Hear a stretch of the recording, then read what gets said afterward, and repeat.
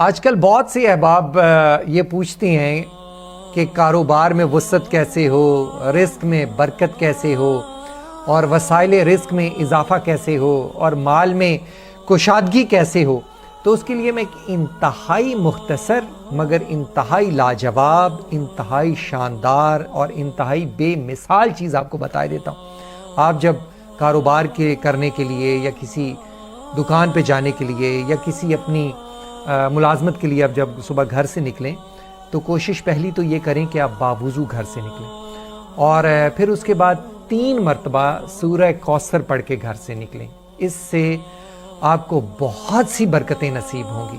اور سورہ کوثر کے 3 بہت بڑے فائدے ہیں، اور بھی بہت سے فائدے ہیں، لیکن 3 بڑے فائدے میں آپ کو بتائے دیتا ہوں اس کے،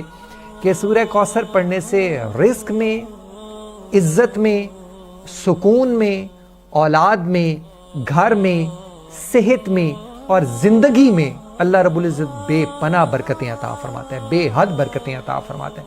اور دوسرا بڑا فائدہ اس کا جو ہے کہ انسان کی عبادت میں ذوق اور شوق پیدا ہو جاتا ہے، عبادت کرنے کا ذوق پیدا ہو جاتا ہے، اور پھر انسان کے سجدوں میں لذت پیدا ہو جاتی ہے، بلکہ یوں کہہ لیں کہ جبینوں میں سجدے مچلنے لگتے ہیں، اور ذکر کے نور سے انسان کا من، اس کا دل روشن ہو جاتا ہے، اللہ کریم زبان میں تاثیر عطا فرما دیتا ہے۔ اور تیسرا بڑا فائدہ یہ ہے کہ انسان دشمنوں کے شر سے، شیطانوں کے شر سے، حاسدین کے حسد سے، حتیٰ کہ نظر بد سے بھی انسان محفوظ ہو جاتا ہے۔ لبید بن ربیعہ عرب کا ایک بہت بڑا شاعر تھا۔ جب اس نے اس سورہ مبارکہ کو پڑھا تھا تو اس نے کہا تھا کہ یہ کلام کسی انسان کا ہو ہی نہیں سکتا،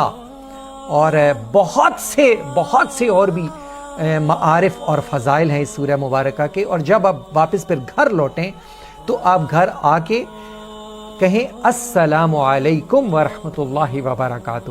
اور پھر اس کے بعد 1 مرتبہ سورہ اخلاص پڑھ لیجئے، اور پھر نبی کریم علیہ الصلوۃ والسلام کی بارگاہ اقدس میں ہدیہ درود پاک کا نذرانہ ہدیہ بھیجیں۔ اس سے آپ کے رزق میں، عزت میں، گھر میں، اتفاق میں بہت برکت پیدا ہوگی۔ یہ عمل تو بہت مختصر سا ہے، لیکن اس کے بے شمار فوائد ہیں۔